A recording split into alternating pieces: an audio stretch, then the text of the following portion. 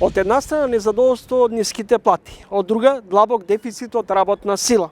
Повеќе од 10.000 квалификувани кадри не достигаат на пазарот на труд. Најмногу работници недостасуваат во Скопскиот регион, а деновиве прочитат дека работници од Непал, Пакистан, Бангладеш, Индија ќе ги служат туристите во Охрид. Додека едни протестираат за 1 мај, други фаќаат џаде. Народски кажано, всушност го користат продолжениот викенд за одмор на море, на езеро, во планина.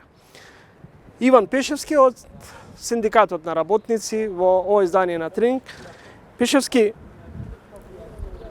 ден по 1 мај.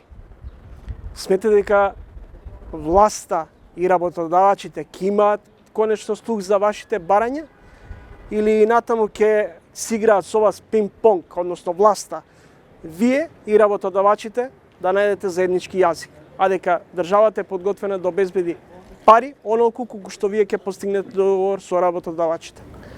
Сметам дека незрела беше изјавата во тој период, меѓутоа повеќе пати премиерот ја повтори таа изјава, доколку ние си подадеме рака, оние ќе го испочитуваат тоа, имајќи во предвид дека најголемиот дел од вработените се токму во јавниот сектор и те како ги плаши идејата од 500 евра минимална плата, бидејќи многу од вработените во јавниот сектор се под 500 евра минимална и под 400 евра минимална плата, па со ова последно усогласување во месец март, видовме дека се коригираа само тие плати што беа на минимална плата и повторно не се испочитува општиот колективен договор за целиот јавен сектор, кој што предвидува заклучно овој месец со порастот на трошоците на живот да се коригираат платите за 12,6%.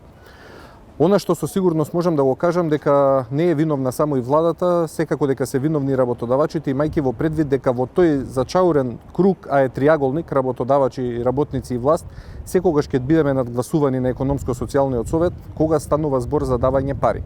Последиците веќе ги осеќаме затоа што ние си ги избркавме нашите домашни квалификувани кадри.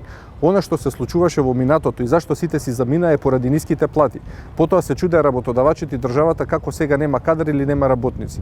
Јас велам, доправа нема да има работници доколку останеме на 400 или 450 евра плата.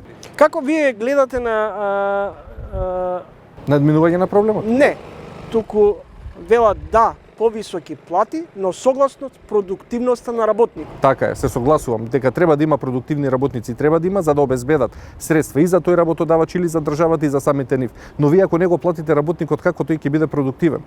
Вие за да отидете на работа и да бидете продуктивен треба нешто да ве мотивира. Покрај лошите услови за работа кои што еве не можеме да ги смениме. И таму грее сонце и тука грее сонце, и таму градежништвото и тешко и тука. Но не е исто на први кој ќе земете 500 евра плата или 2500 евра плата кој што земаат истите тие наши работници кои што отишле во Германија, Швајцарија, Австрија, па дури и во една Црна Гора, Србија и Хрватска веќе, Словенија да не кажувам колку помина и минималната и просечната плата. 2 пати, 3 пати се поплатени истите работници, истата продуктивност што е однеле од тука за кои плати работат. Затоа велам, ние само кај нас прво ја мериме продуктивноста па го плаќаме работникот.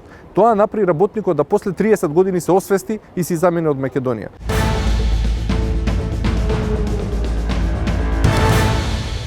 Помина 1 мај, денот на трудот.